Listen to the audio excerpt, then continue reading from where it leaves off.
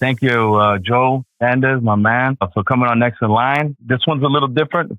Definitely I'm excited about this one. I've known Joe from Inspire CIO and quickly became friends. You're going to probably realize pretty quickly we kind of come from the same roots a little bit, right? Both Boricua, living down here now in South Florida. But you guys, thanks for following. Everything you guys do for us and the support is awesome. Next in line, our mission, our number one thing is to make sure that we're paying it forward. So we have leaders like Joe that's, reached the top level as a CIO and Chief Information Officer and give them the opportunity to, on this platform, to pay it forward to either folks that are entering the CC for the first time or someone just finishing, let's say, computer science degree, or just get certification course coming out of high school and want to get into this field.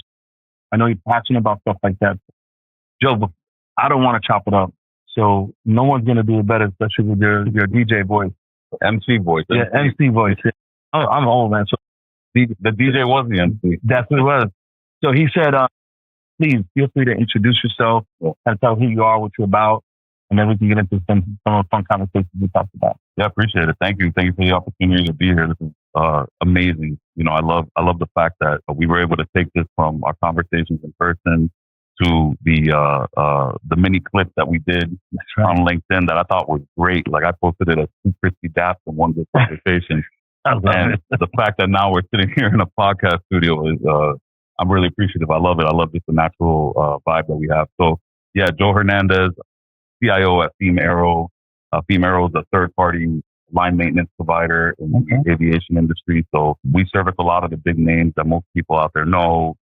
The Amazon, UPSs, a lot of the commercial airlines. So we're doing large commercial aircraft. I've been with FEAM for 4.5 years, going on 5 years now. And it's been a big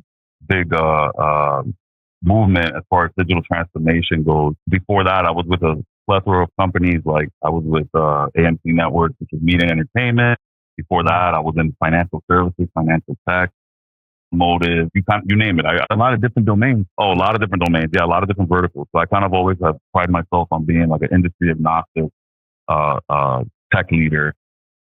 And now I just do it more as like people, right? Like my job is not so much to manage the tech, but it's to manage the people and the outcomes. And like I was telling you, I got into tech very young in the sense that, my mother, when I was born in the Bronx, grew up here in Miami, even though neither the Bronx or Miami considers me native. Puerto Rican family, 100% Puerto Rican family. And we moved down here. My mom was a single mother. My grandparents were already down here.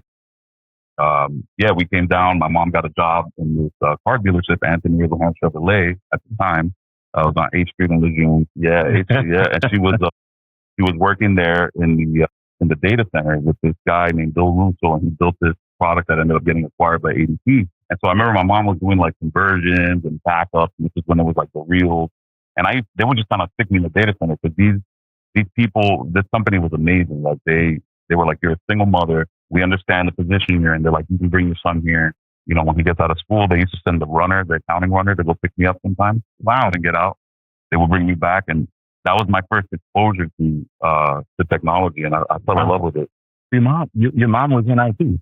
Yeah, my mom was an application support specialist for a dealer management system, and actually still does that to this day in the dealership. Yeah. Oh, wow, that's South Florida. Yeah, that's great. You followed it. You stayed in that world. The tech world. Yeah, 100%. I got my exposure to it. I mean, I remember, like I said, playing in the data centers, like, which is crazy. Like you think about it today, like all the controls that we have in place, and you're like, kid running around in the data. Oh yeah, that's not even gonna happen. This is like, this is like the late 80s, like early 90s. So. Totally different vibe, but I was like forever grateful for that. Like I was telling you before, like I remember the day that I don't even think that it was called the IT guy back then. It was like the computer guy, the computer operators. I remember that. And he gave me my first computer, right? Mm-hmm. And it was a Hewlett Packard. And I took it home, and I remember, you had the Oregon Trail, and then you finally got Where in the World is Carmen San Diego, and I'm playing all these games. But I remember I started taking everything apart on the computer, and it was curiosity, right? And it was like, how can I speed this up, or how can I just kind of see what's going on, working with this. And I remember my mom just being embarrassed, taking the computer back to her job and being like, he broke it. And then him showing me how he's fixing it. And like that one place and that exposure that they had, that I had to technology, I think kind of set me on that trajectory. Wow. I mean, just the fact that, you got there so young and probably witnessed a lot, even though you're running around, but you're hearing everything, you're seeing everything. So let me ask you that. And the guy you mentioned earlier, he said he gave you your first computer. Yeah, George Negating.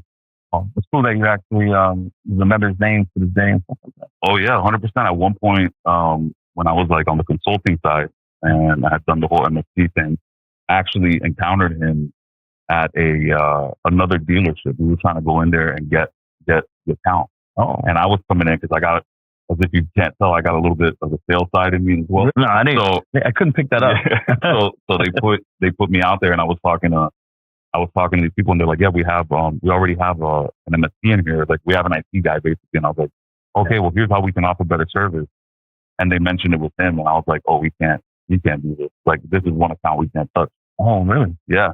Because I'm not going to be, I know business is ruthless and all that, but I'm not. This is somebody who, in my early days provided me with, the tools, right? And did my mom a favor at the time of giving me that equipment and helping her out whenever I broke it. Because it would have been outsourced, you mean? So you like essentially, wow. Yeah, so we didn't even touch that. Yeah. That's pretty cool, man. People are like, it's a different business world today. Like, I would tell you that says a lot about you, man. That's a lot of heart, man. I mean, you can't, I don't think you can displace somebody that gave you an opportunity in such a small way. Like, they probably didn't even see how it paid dividends. Like, I was exponential, but what if that moment never happened? Like, what if we came from very humble beginnings, right? Yeah. So I don't know that, my mom would have been able to get a computer had it not been for these people, providing that, right? So there's a lot that, you're actually referencing this today,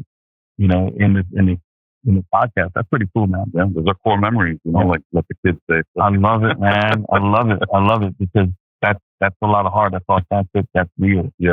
Kind of, that's a very good segue. Something that you talked about, you led with, and it really hit me different. And I really liked it because I'm like, old enough, has the courage enough, to come out and say stuff like this. You mentioned that, but you got here for a reason, right? And, your first time as a CIO, and might be perceived that you have to be a certain image, or maybe you came up a different route. You didn't come to, like, let's say, the normal channels, right? Like myself, I didn't, I wasn't a guy that, I could have probably went to school, but it just wasn't for me, right? I was just focused on other things. I was just not that guy. And, but that's not the only way to be. So this one, I'm really looking forward to hearing a little bit more. If you can unpack that a little bit, like, what do you mean by, like, got here for a reason and there's multiple paths? It doesn't matter. You could be who you are. It doesn't matter where you are. Yeah, I mean, I think I always remember trying to be somebody else throughout my career, like trying to live up to that image that I thought was corporate, right? Because I think I've always struggled with having a long-term vision, but not setting out, necessarily the short-term goals to get there. But I somehow always stumbled across the finish line in the end. But in the end, all I knew was, like, I need to look a certain way, act a certain way, speak a certain way in order to obtain that success. And, in our conversations, like I said, it's very refreshing that I'm sitting here with somebody I can, be myself with, right? But I remember when I first started out, it was like, I remember when I got my first job in a car dealership, and it was my first IT job, and I was wearing suits that I bought from, and people who are close to me know this, and I don't care really who knows this. I like sharing my story. I used to buy my suits at Target, and I was 18 years old, working as a help desk technician, my first IT job, and I was wearing full suits with cheesy ties and looking like a used car salesman. And I remember literally the new car salesman looking at me going, underneath desk, running cable, running Cat5, running, installing UPS, just doing basic help desk, jobs, changing toner and printers, going, what are you doing? What are you doing? Why is the help desk guy on the floor in a suit? And I remember I used to do this, just for the job. Don't just for the job that you're in, just for the job that you want to be in. I haven't heard that one in a while. That's a good one. It is. But at the same time, it kind of goes back to the authenticity, because today I'm in the job that kid wanted to be in. And I'm sitting here, my most natural self today, right? Like, I am sitting in front of you wearing like comfortable wearing like Air Force One and a blazer, because that's how I feel like I get to express myself. Back then, I didn't understand that, you know, it was important to make sure that you separate yourself from the crowd. Absolutely. And so, you know, I remember kind of, like I said, speaking a certain way to people to the point where I would get out of work and people would be like, why do you sound like that?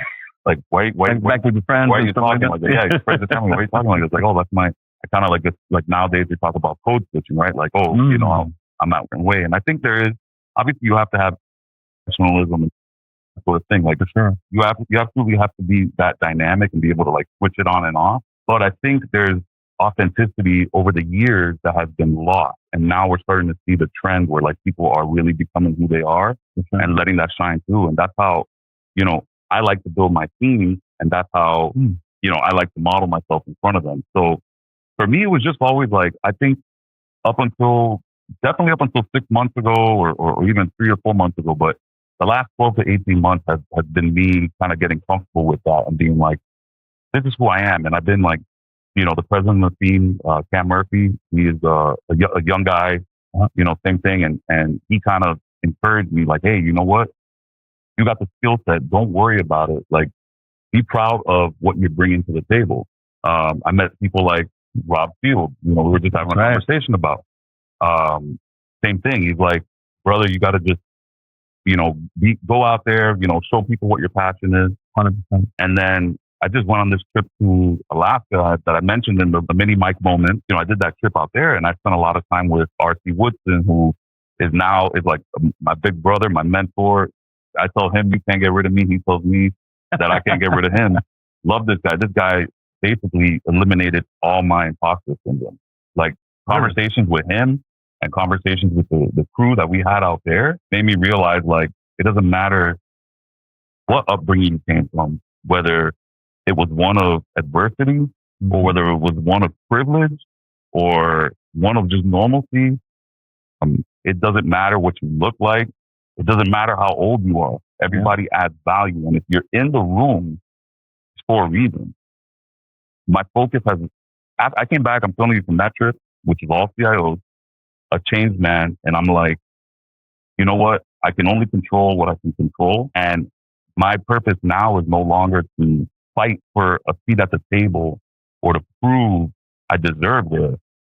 I feel like now I deserve to be there. I feel like, okay, now I'm confident. Yeah, I deserve to be there. What's most important is to build a legacy and a reputation that speaks for itself when you're not in the room, when you're not at the table. Because it's not like one table.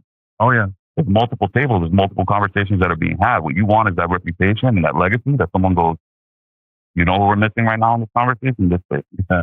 So I would like, so stuff like that, like, and I know you're talking about that. By the way, shout out to R.C. What's his name? R.C. Woodson. R.C. Woodson and Rob Field. Shout out to both of those guys, man, because, you know, but you sharing that with me, man, like, because I told you on a personal level, plenty of those similar challenges, you know, in my head. A lot of it's in our head. 100%. You know, and it's like, wait a second. You know, it's stuck in my head. It's supposed to be a certain poster child or look at perception. But like, you're still performing, you're still delivering, you're still, you know, trusting it, right? Yeah. But you still had that in your head, you still have to maybe look or sound a certain way. Yeah. And, you know, we all express ourselves different ways. And I agree with you. Sometimes, like, I get a lot of chats that talk about, like, company adversity. You have to come from humble beginners. They're privileged. They got challenges too, man. They go through adversity just like anybody else. Yeah. You know, I look at my kids where they didn't grow up like me, but they grind, man. Right. Like me, but, you know, they just have cooler sneakers than I do. You know? So on the I got a sneaker story for you. On the flip side, right? And I agree 100% with what you're saying, because on the flip side, there's adversity and challenges that people who have come from privileged backgrounds and upbringings have that we don't face. Mm. So people who, you know, did not have an easy pathway to success or even in life also have a habit of judging those who are privileged, right? And go, right, yeah, like, oh, they don't fit in the circle because they're square, or they do everything straight and narrow. Hard as me. Yeah. You know what I'm saying? Yeah, they don't know what I went through. So it's this balancing act that everybody in the room has to figure out. And that's the whole point of it, is like, be your authentic self and let everybody else do that. Like, I know safe space is a bad word and we don't have to call it a safe space anymore. But it's like, just be open and transparent and let people be who they are, let individuals be who they are. Because at the end of the day, like, I don't want to be in an echo chamber where everybody else around me has come from the same beginnings or, has the same opinions or the same experiences. Like, diversity builds character, but so does diversity. Like, diversity is what is actually, I think, what drives the best innovation. So, diversity of thought, right? Yeah. You get different perspectives, kind of customer personas. I mean, privilege has first perspectives, the humble beginnings and tough times, they bring them too, right? Different avenues, different times. Take me back a little, you kind of hit on a little bit. Your first IT job. So I want to hit you, like, give me your first IT job. And how long after that, how long did it take you to get that tap on the shoulder for that next step? Okay.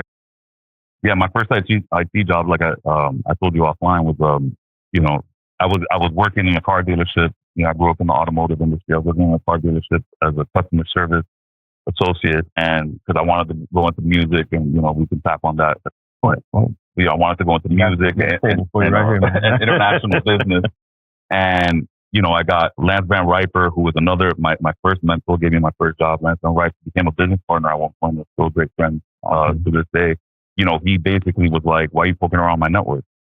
And I was like, "Well, you guys are not as responsive as I would be."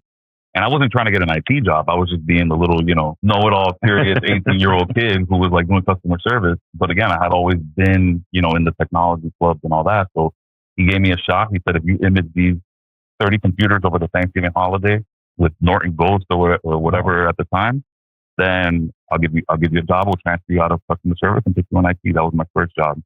And honestly, Lance kind of molded the first 2 or 3 jobs in my career. So, he had just started the MSP, and I moved around to a couple different dealerships. But really, like, when I got tapped on the shoulder for leadership, that's when I was in financial services. So I joined this company called the Americas, and I was a network engineer.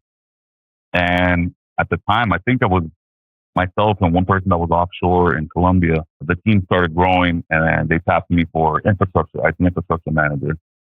So that was my first management. That was my first management role. Yeah, like a data center manager. That's when I started really getting involved in governance and everything that comes along with management. So I remember it was the first time I was producing a real budget. And so that was, I would say, maybe like 10 years in my career. Before that, I had maybe like supervisory roles, but that was the first time that I really started developing those skills that you need. And luckily, you still also, like, in that first job, was it sort of like let go of the tech stuff, being hands-on, being curious, or did you kind of still live like both lives a little bit? In the first management job, it was difficult to let go of, I would say.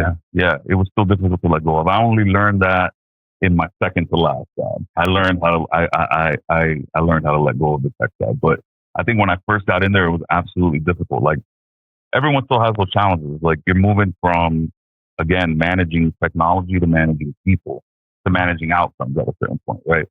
Right. And when you're coming in, especially when you have that data center mindset, you're thinking in zeros and ones and like connections, not, how do I make the business relate to the technology or vice versa? I love that you said that, because that's a good one. I like transitioning that one to, like, you grew up as an infrastructure guy, right? Yeah. But you mentioned that business liaison. When did you get kind of responsible for that scope?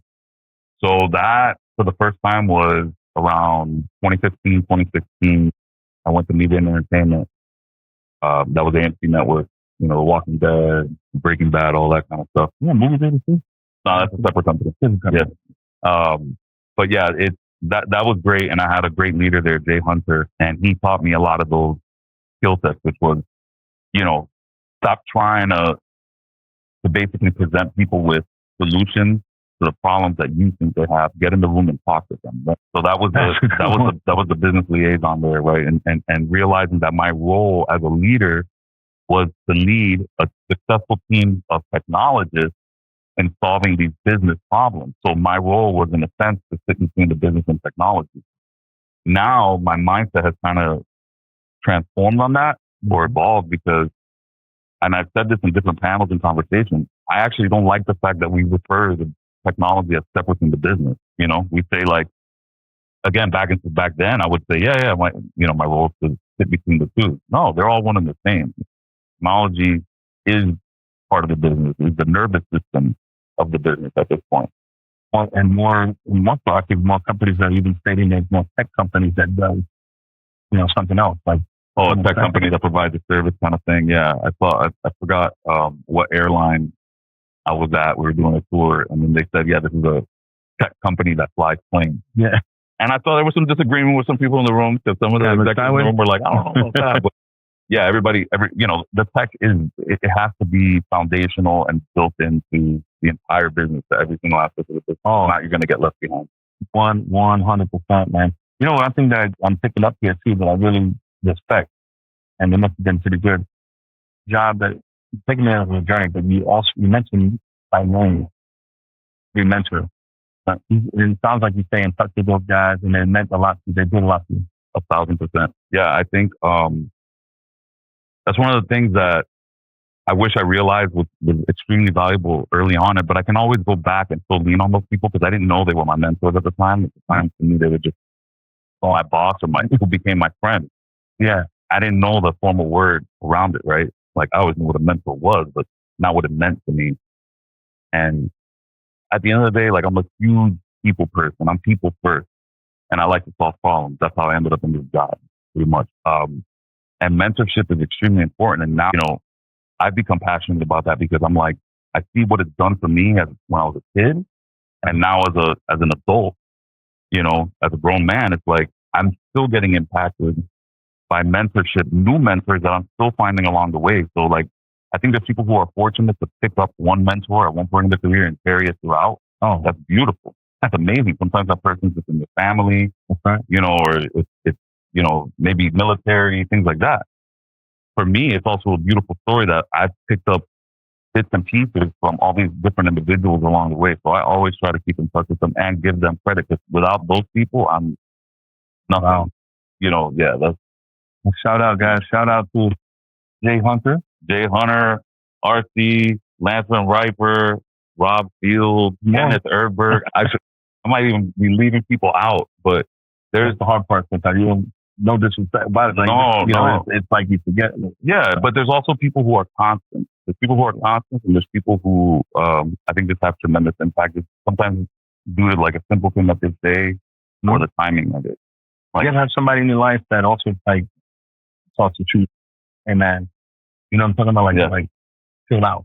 I think that's for sure my mother. I mean, that's no doubt. My mother. Forget about it. My mother, a New Yorican from the Bronx, a professional. Back of the neck, or just my mom 100%. My grandfather, who shout out to my grandfather. He is right now fighting and recovering. Got a long battle. He's dealing with some serious stuff. Shout out to him. He's another one. My mother and my grandfather are probably the two I can definitely. Your mom? My mother's father. Yeah. Okay. He's down here? Yeah, he's down here. Yeah, I remember getting that text. I was like, man, I hope he's okay, man. I hope he's recovering strong. He's recovering. Yes, thank you. Those figures mean everything, man. Without family like that, though, forget about it. Yeah. Take the wrong turn, stay wrong. No, they're there to keep you. They're there to set you straight. I mean, and you got to have good friends too. It's all about your circle, who you surround yourself with. Man, you couldn't have said any better. I was talking to my son about that. I was like, because he's like, because what he does, and it's a great opportunity, but like he's on the off season. I'm like, deep top. I'm like, don't take a lot of things to like take advantage of the time, right? Let's talk about financial literacy. Like our friends that are into that stuff. Like, you surround that, you're gonna learn that stuff quick. Yeah. Because you're like me, not a street kid. No. Right? He just focused and grinded another way. God bless his soul. That kid is so good. Amazing. But he's I gotta see him play. That's what I want to do. I want to be sitting there in the stands with you watching him play. I'll tell you, man. I really like his first. Hopefully, the promotion happens soon, and when it does happen, he's going to play in Brooklyn in Coney Island. Oh wow! So you got to call that. Yeah, 100%. I don't think that'll be an issue coming up. Not at all. You call your boys to the Bronx. There you go. I grew up about 20 minutes away from that, which is wild. Yeah. I live in Sunset Park. Yeah. And I'm like, I can't, never tell what it was. Like, but like the fact that he's playing there, I would ride by Coney Island all the time. I didn't even know they had a minor league team there. Yeah, I have no idea. I'm like, and obviously make it to the big one, Shea Stadium. Mm-hmm. I will absolutely call everybody I know. Yeah. Like, come on, let's go. Ran out a whole section or a couple boxes, man. You got to do it. There's a lot of Puerto Ricans out there, So tell me about this too. Like, I'm going to mix it up a little bit. Yeah. You had to look 5 years ahead, right? Mm-hmm. Where do you think leadership is headed? IT leadership. The CIO, yeah.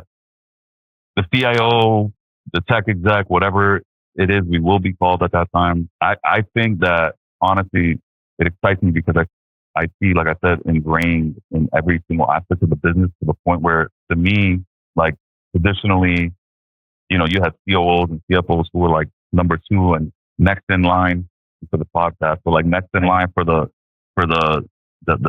CEO role, right? In case like anything ever happened to the CEO, they stepped out, you would automatically look at one of those two. And truthfully now, I think the CIO is stepping into that role as well.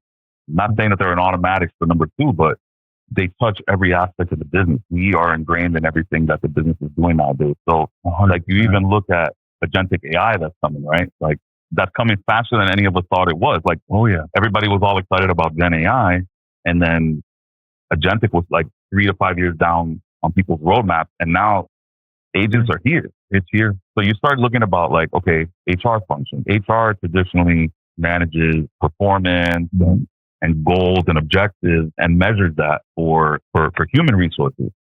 What do you do with computer resources? How is HR going to manage and measure, AI resources, AI agents? And I think that's where, again, the CIO is now kind of stepping into another realm, because undoubtedly we're looking at, agents over time replacing certain functions. Not to say that all those people will be out of work, but, work is going to evolve and transform. So I'm excited for the future of the CIO. I think you see more. I do feel like they, something soon coming out. We have a podcast up, and I got to give him credit. Shout out to him, Antonio Marine at Houston. He runs, he's a CIO in the energy power industry for a long time. But he says, I was like, man, that was pretty good. Yeah. But he's absolutely right. I see it because what's cool about my job, I get to see a lot of different companies and see how everybody's set up. Being in IT for like almost 30 years now, it has a completely elevated. Like I do feel like, I'm CEO for 2004, and, more of an entrepreneur type CIO that wears a lot of hats. So I will tell you that IT, that person, virtually any service, solution, or product that is launching today for any type of business has technology ingrained in it. And if it doesn't, it's probably not going to be at the forefront. Right.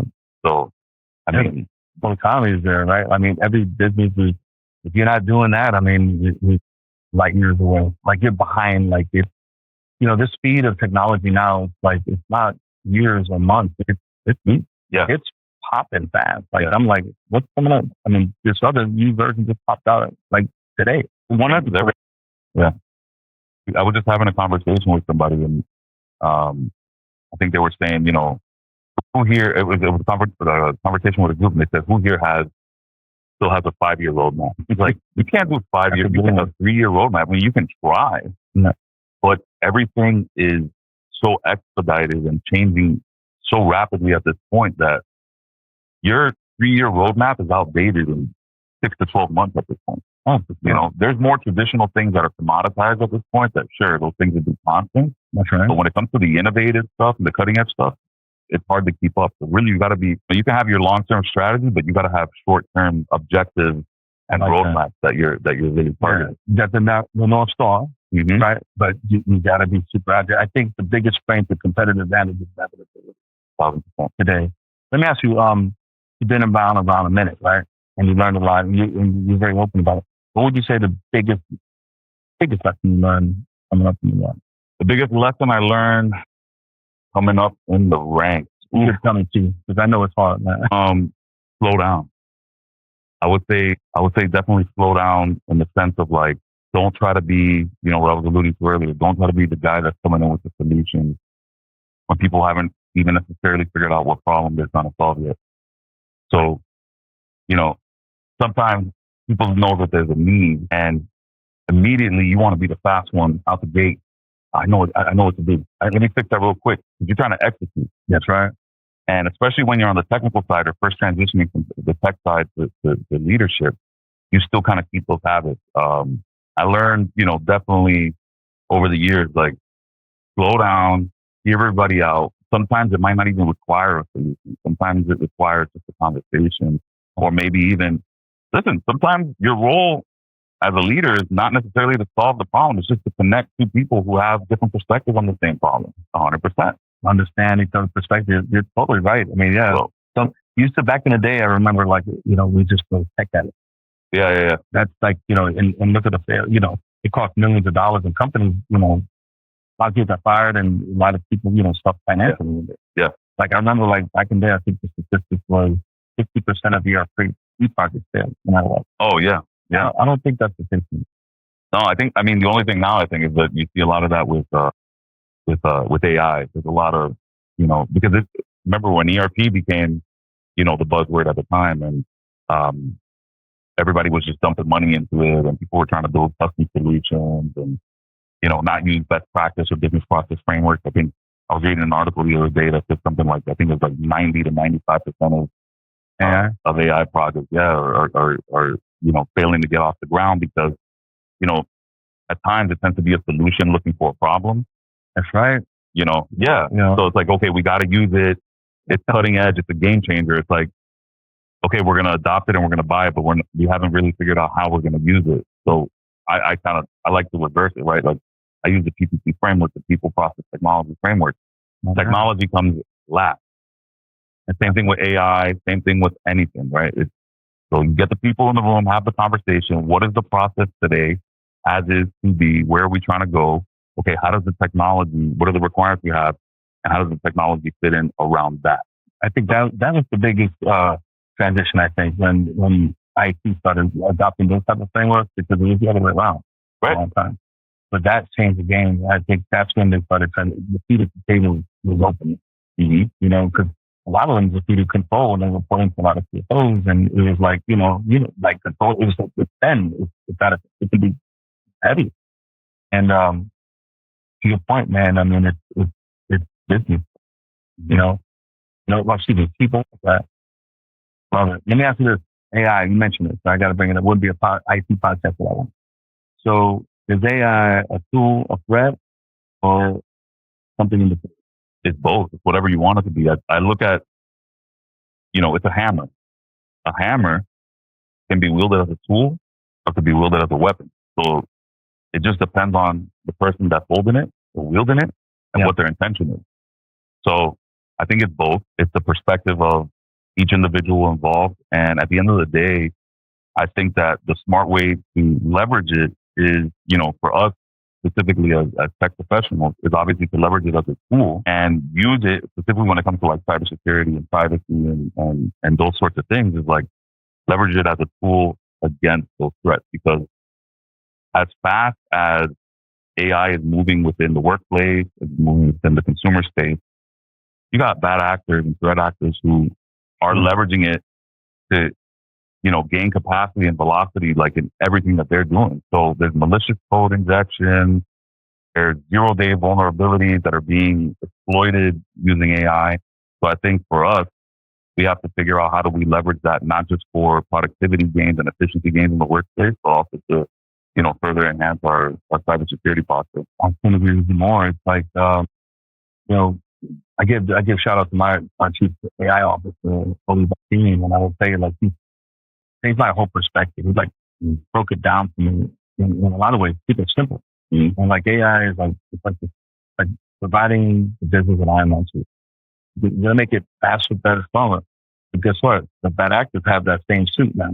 You got to fight AI with AI. It's a little scary thinking about, like, it just gets better and better and better. Yeah. 2 years from now, I'm like, it's get out of hand. So if you're not keeping up, so that's where those investments kind of nice to have anymore.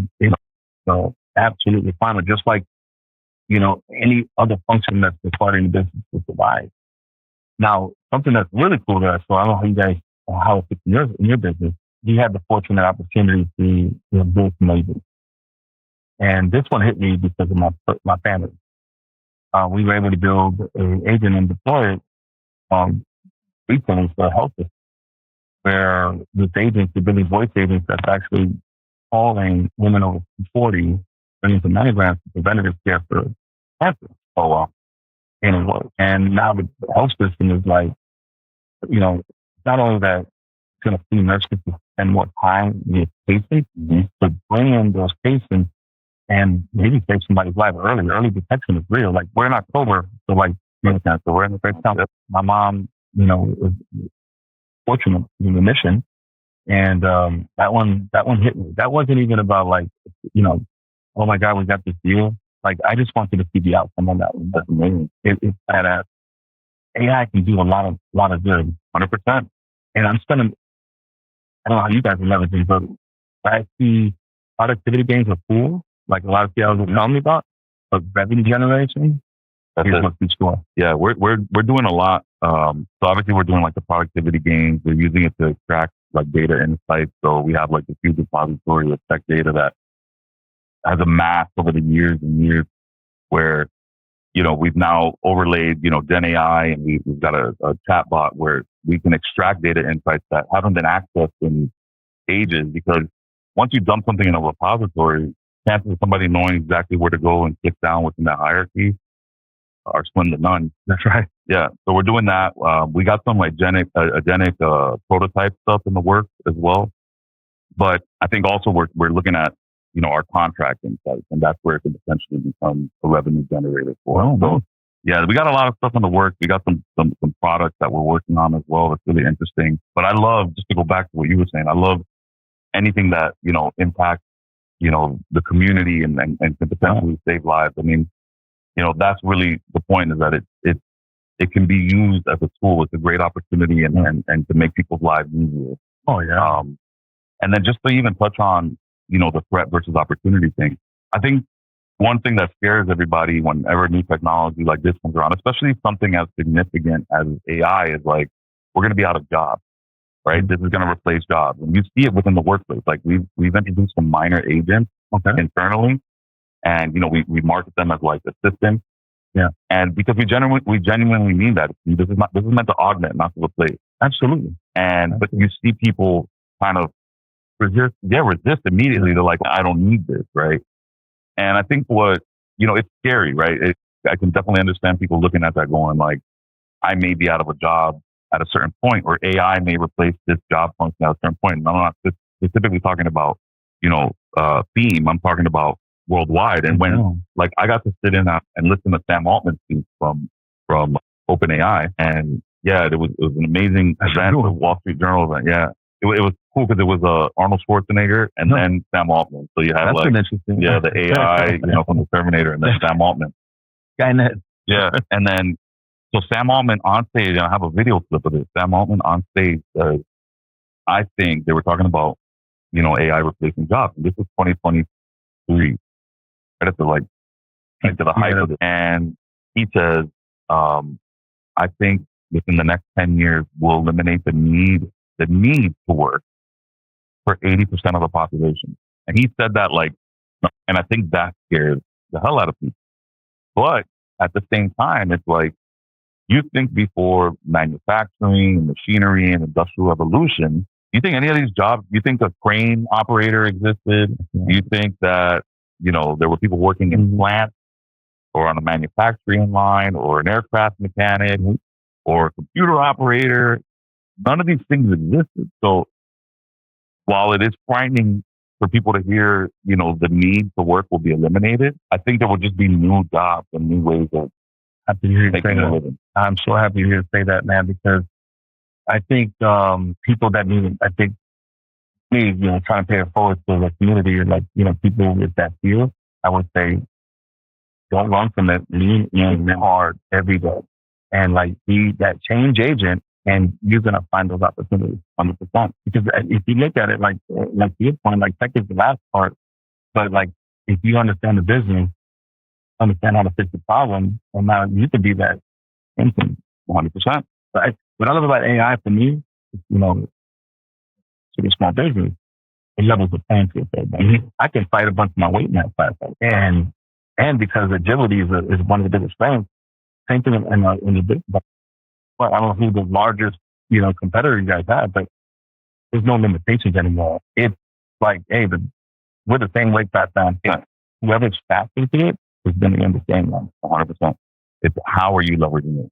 And that I go back to making sure that it's meaningful and that it's measurable. So it's a good one too, right? Because a lot of times I get caught up with switches. Right. So what is it like, what's that ROI? Like you got to make sure that like ROI lines like project what they are should be and hit it. That business be get healthy. And a lot of people think sometimes it's about like, all right, let's say it does the place function good, or it could augment, make it better, or they can be purpose on more higher value solutions. Right. But time saved and reallocated. That I think is a huge metric that has to be associated with AI. I love it, man. This is the kind of stuff. It's like we could just be like damning about this stuff all day. So another one I know that we had in the pre prep, but I got to ask because I know you like this one. Tech Hill, you died on cloud. Yeah. I died on the cloud computing hill, in the sense that, and it's still on my desk today. You go to my office today, I still keep it there because I don't hide my mistakes or things that I said. I respect that. Yeah. I still, it's kind of true what the cup says, but it's a crying cloud, and it says cloud. It's just somebody else's computer. And I remember in the early days when cloud was all the rage and it was the hype and it was going to change the industry. Every vendor was in front of me saying, here's what you got to migrate, Azure, AWS, GCP. Everybody was getting off the ground. Oracle. Yeah. That's my data center. And I came up as a data center guy. And I have friends. That's right. Yeah. So I was like, I'm never putting my data center in the cloud. Fast forward to today, I don't have, I think, one on-prem workload. Yeah. So I died on that hill, and I awoke on another one, which was like, okay, we're going to leverage this. Now, I still think like any other tool out there, it needs to be leveraged properly, because I think you're seeing now a lot throughout the industry. There's a lot of repatriation of cloud workloads. So everybody's starting to look at like hybrid as the final destination for cloud and on-prem. And, we're looking at the same thing, because cloud costs obviously are like astronomical at this point, because you now relinquish your data to someone else's computer who's now charging you a monthly fee. And those services are, increasing over time. And so we're looking at that sort of thing. But yeah, cloud computing was that hill that I died on, and there's a lot of vendors out there. And line in the sand. I'm not putting myself in the cloud. No, 100%. I was like, I can build it cheaper. Who's going to manage it better than me? Yeah, I died on that hill. But you know what I love? It's this life or business, just like sports. I'm a big sports knowledgeable. Mayweather says this a lot. Like, champions know how to make adjustments. Yeah. In the fight. You know what I'm saying? Those are like this one. So maybe that's a good one to segue to, like, I love asking this one too. What would Joe Hernandez tell Joe Hernandez 20 years ago? Get your stuff together. Get it together, meaning get organized and focus on what you can control. And let noise like distract you a lot. Yeah. Like, I feel the same way. Man. Yeah. Well, and I still struggle with that. And I always will, because that's the mindset that I have. But I'm the person that I put my head on the pillow at night and my mind goes a million miles an hour. It's almost worse than during the daytime, because I start processing like micro conversations that happen throughout the day, like emotions that maybe someone had or didn't have. There's something I may have said or not have reaction. I start processing all these things. And and like, did I approach this problem the right way? Did I sell my point the right way here? So I would definitely say focusing on what you can control, because it will make things a lot easier. Again, I go back to like the firefighter syndrome. Like, I'm just trying to solve a problem, and I didn't really put the people part of it first. So I run in the room, and it was like everything's on fire, and instead of focusing on putting out one fire at a time, I was just waving the fire hose, trying to get out everything all at once, and that's not the right intention. Yeah, right. Like, great intentions, but it's not conducive to putting the fire out, and it's not conducive to your personal well-being. Oh yeah, 1,000%. So I would definitely say those are the two things I would tell my younger self. Yeah. Mine change every other week. Yeah. My laundry list is so big, man. Yeah. I learned a lot, man, through years.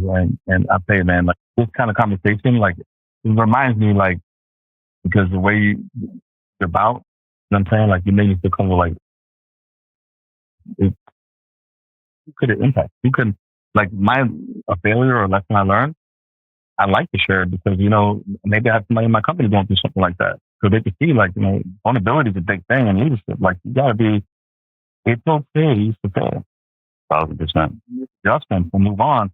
I just think there's a thing. I wish I could say it right, but like the CIO said it the other day, and it was, man, was on site with him. Says failure is not final. Success is not forever. I was like, damn.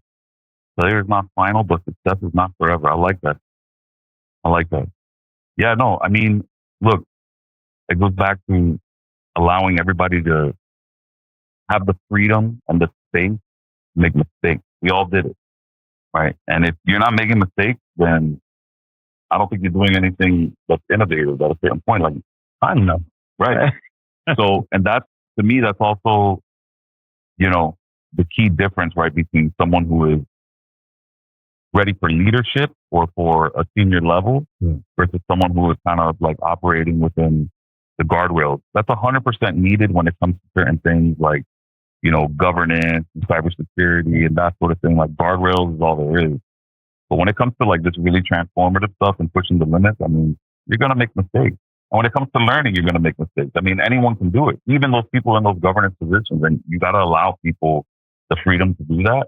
Because if not, you're never going to get anything, I think, productive out of it. I agree. Yeah. I mean, people are going to be afraid either of you or of,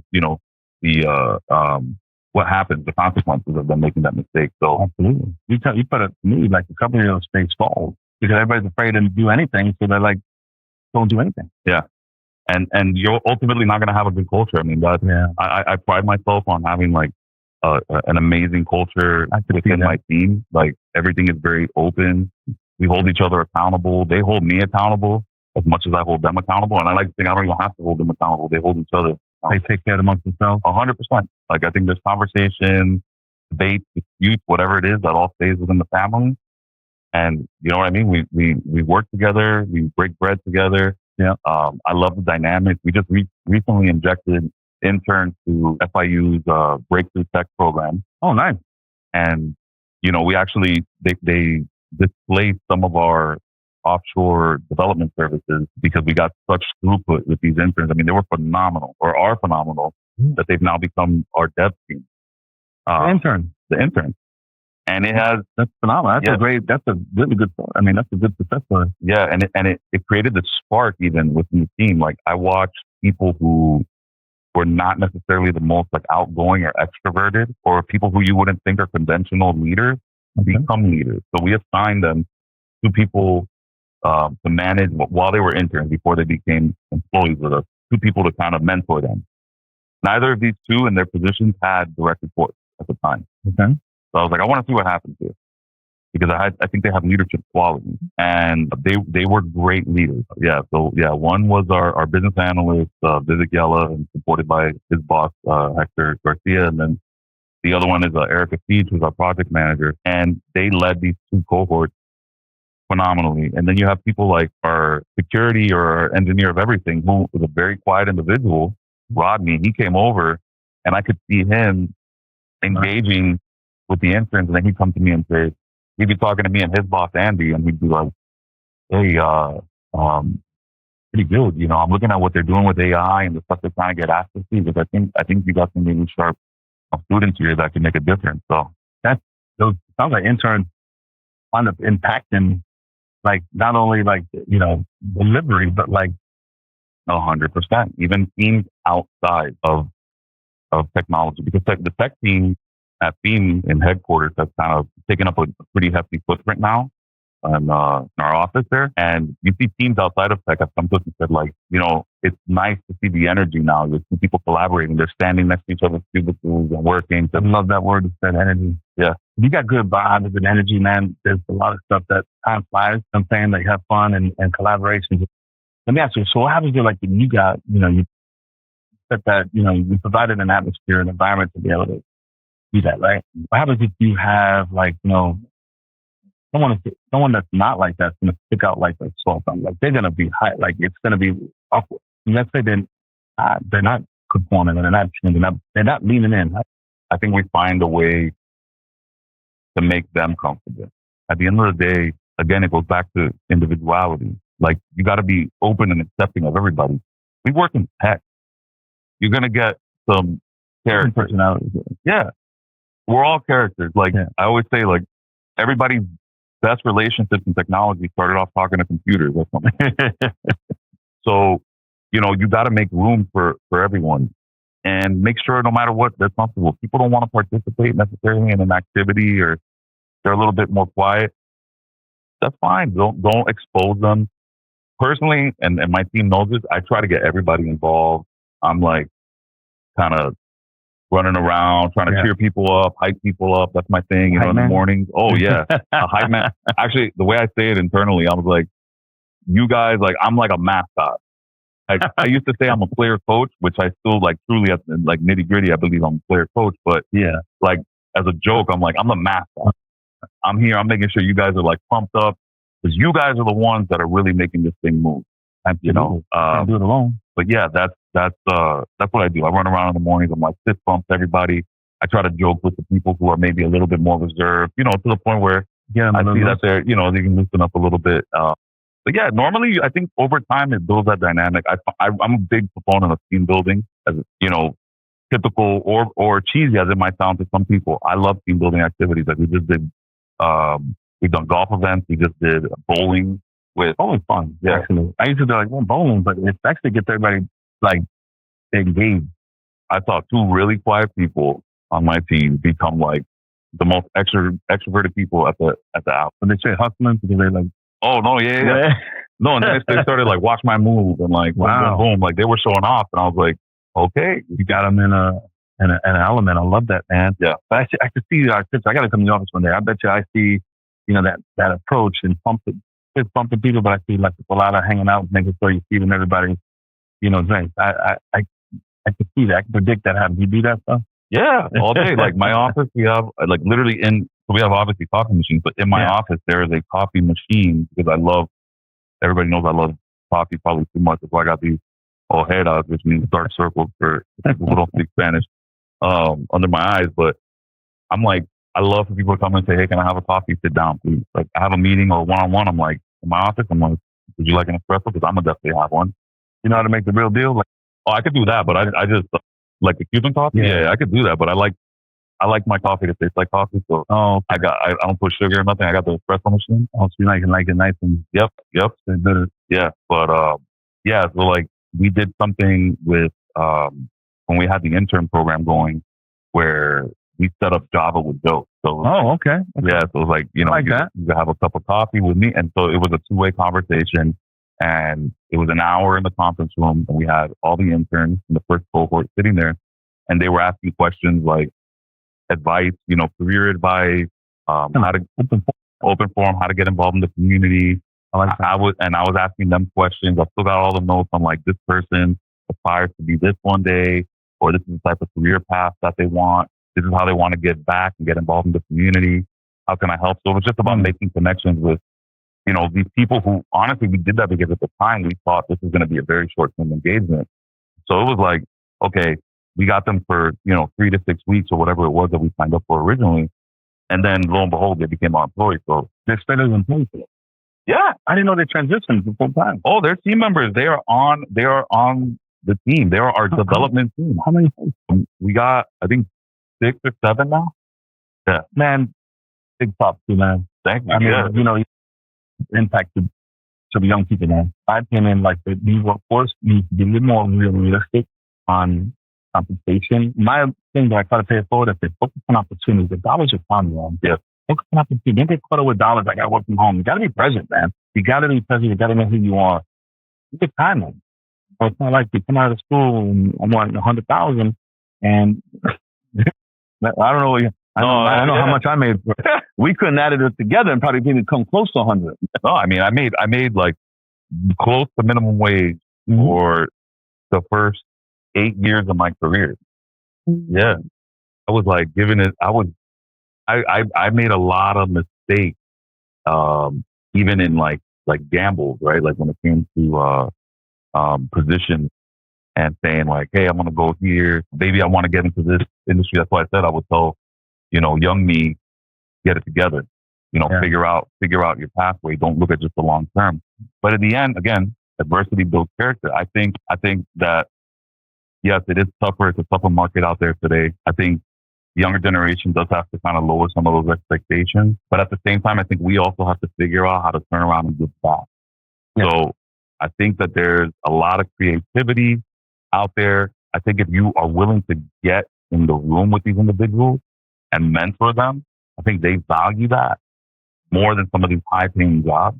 Like, yeah, me personally, I think that's what I've seen. Like, I'll tell you a story. We had, one person who was an intern who said they worked at, I don't even want to, I'll just say one of the big tech companies. Yeah, worked at one of the big tech companies. And tell me later. Yeah, I'll tell you offline. Worked at one of the big tech companies, and this person said that they were treated like totally unexpected from what they thought they were going to get there. And because they thought they were getting like the big tech company perks and this sort of thing. And they said, they were brought in and it was like they were a number.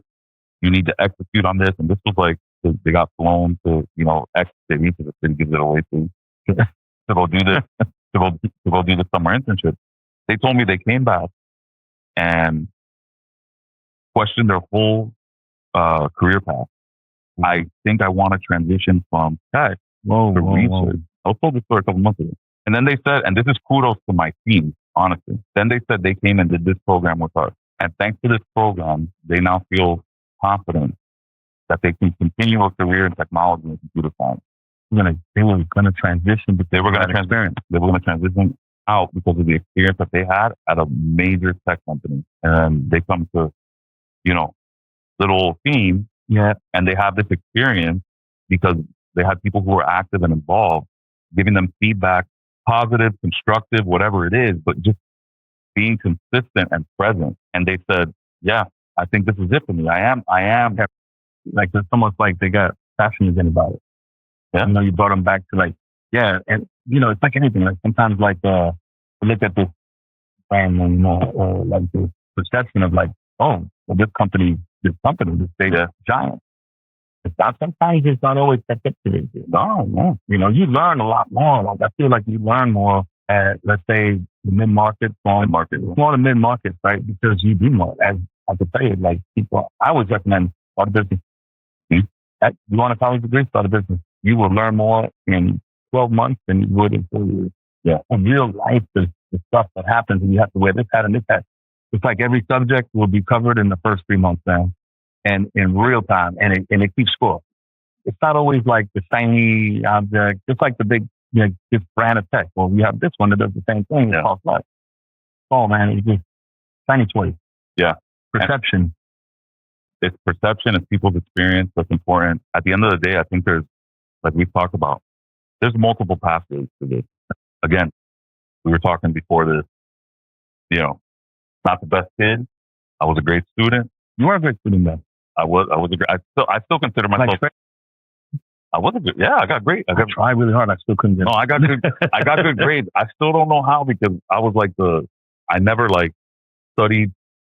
I was one of those guys, man. I crammed the night before. At you, bro. Yeah, I crammed the night before, and then I just boom. I tested well and did my homework.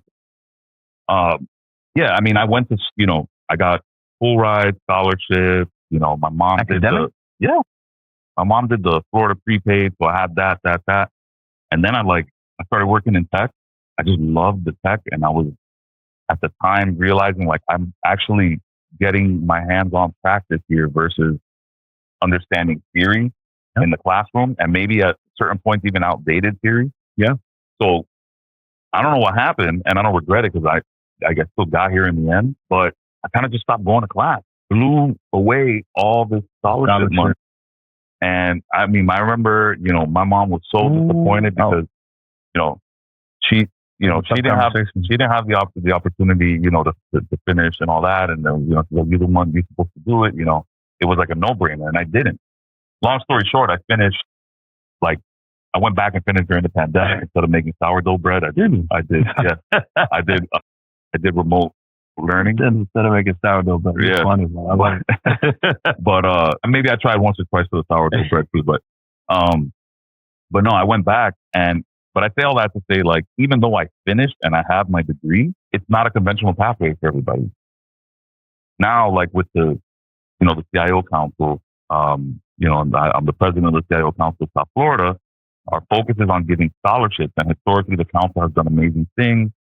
Given over 100 scholarships. I didn't know that. Yeah, we've given over 100 scholarships in the history of the council. We just gave away in person another 8 on last Friday at our golf tournament. Yeah, scholarships, 2 years of scholarships. That's phenomenal. Yeah, and so it's amazing. And I stepped in, into this role earlier in the year. But one of the things that I'm focused on and I'm passionate about is how do we give back in other ways? How do we give back for the people who can't go to college or don't want to? And I don't mean can't financially necessarily. I mean can't because they come from a home where perhaps they have to be a caretaker. They're not able to.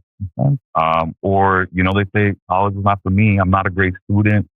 I'm more practical. I'd rather go to a trade school. I'd rather get a certification. So I'm trying to get creative now and find partners out there to, build a certification program and say, hey, maybe you qualified for the scholarship and for the nomination process, maybe, you weren't selected, or maybe you want to get involved with the council as a student, but again, school's not for you. We're going to put you through the certification program.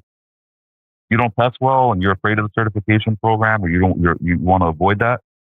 We're going to partner you with one of the community partners, and we'll set you up with an internship.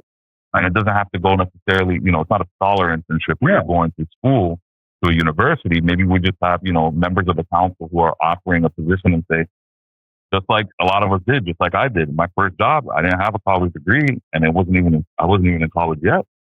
And I started working in help desk.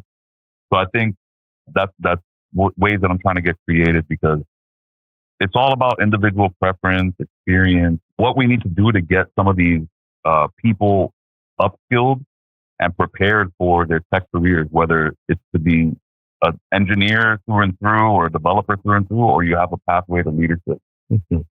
Everything, we chop it up about when we're talking about, that's the kind of stuff that I want to be taught. For you, we get a math class, and don't get me to do requirements, whatever, but financial literacy, or really leadership, being a business liaison, those things, they exactly on how to be successful, but these requirements that they have to take, and it's like, man, that's like high school all over again. That's like 13th and 14th grade. And then I finally get to they wear them out. Yeah. And it costs them money and debt. Yeah. So my belief, but not everybody's like, my daughter is different. She loves school. Yeah. She's a hustler. She is. She's a hustler. I've seen her out there. She's like, she's beating the pavement on she's a hustler. I was like, you get into got her from her dad. I told you get in the Army, I got you. Yeah. And she did, and then we started her business, and her marketing agency. She may not know this, but she got a master's, and a full-time master's at the same time. But I was like, I don't know. I see that, and she still wakes up at 5:30 in the morning to work out. Wow. It gets me. I'm trying to keep up with her. Right. She's trying to keep me. I'm trying to shave years off. Watching her. But but she has to, because I had that conversation. You don't have to go to school if you don't want to. Right. Oh, I love going to school. Then I found out he just wanted to say, yeah, that got me. Yeah. I said, keep on going. Yeah. I said, won't you go ahead and get your PhD then? He said, I don't know about all that. That's a little much. He said, it's a lot. This is not scripted, but let me ask you this. It's something that I feel like, might be corny, but I respect, and I've been watching from her. And you said earlier, for the last 18 months, kind of like, you know what? I was there not waiting for somebody but yourself. I noticed that community involvement is very important to you. Like, you inspire CIO. Now you're the president of CIO Council South Florida. And, I'll give you some feedback there. I'd love to talk to you about that. Yeah. Love to help. 100%. But I guess it's passion to you. It's really interesting. Like, we talked about at one point, getting to the executive level. And I used to chase that. there was no tomorrow. Like in my head, I was like, I got to get to this title by this age, did it. This title by this age, did it. Accomplish this, roll out, this type of system or this scale of a project, did it. And I didn't find myself like feeling that full satisfaction. Yeah, it was just like I would get to the moment, I arrived, and I was like, okay, cool, CIO, all right, cool, all right. That's nice. And even Cam, again, Cam Murphy, our president at FEAM, he was like, me and him are 2 days apart.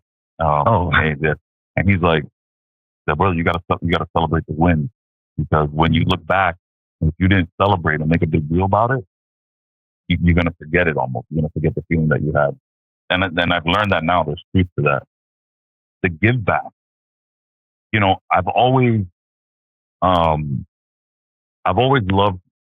to put people first. I'm a people person. I'm an extrovert. I get my energy from conversations with people, from connecting with people.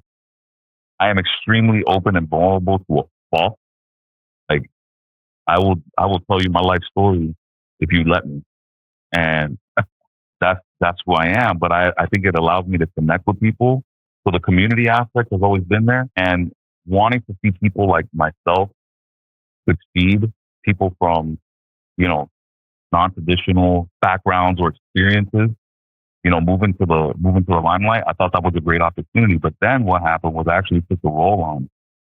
And I even had somebody tell me recently, like, it's almost like it's your identity. And I was like, I don't know if that's intended in a negative or a positive way, but I love it. I said, because it's actually where I found my true passion. Like, this has been so fulfilling, because you see the impact that it has. The other day when we were on stage, we had a golf tournament. Amazing. Had a great time. We broke records with numbers and funds raised. It was great. We hit all the targets that we set out for ourselves. And everyone's like, congrats. Yeah, congrats. But you know what felt good? It wasn't the congrats that people were giving to us and, as the council. It felt great when we were telling kids coming up on stage, congrats, and handing them their scholarships and telling their parents and their aunts and their siblings that were there with them, and getting up on stage with them, congrats. And like the smile on my face, like it's something that was very genuine for me. And I don't know, I guess maybe it's like the people pleaser in me that has kind of brought something to light that I didn't know I had within me. So philanthropy, all of a sudden, like in the last year and a half, has become massive for me. Afforded me this opportunity to like impact other people's lives. I mean, I'm I still love solving problems and tech problems and people problems, but the community and giving back, I mean, it's huge. I can really see myself doing this like as a future phase in my career. Thank you, man. Yeah, thank you. And shout out to Sanjay Dale for that. Who's like the godfather of the council, who had the faith in me to take on the role. I get respect because I know him. He's been at that for a minute. And let me tell you, I've seen a lot of things. It's hard to do. And they've been around for a long time. It's very difficult. Everybody goes through this. And volunteer stuff, it's even harder.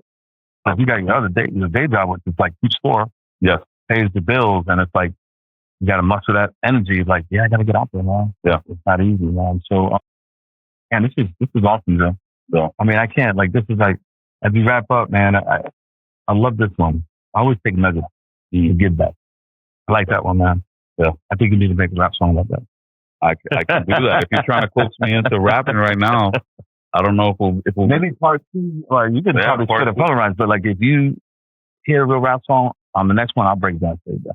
What? Yeah, I was in Busta Rhymes back dance too. Straight up. Were you really? Yeah.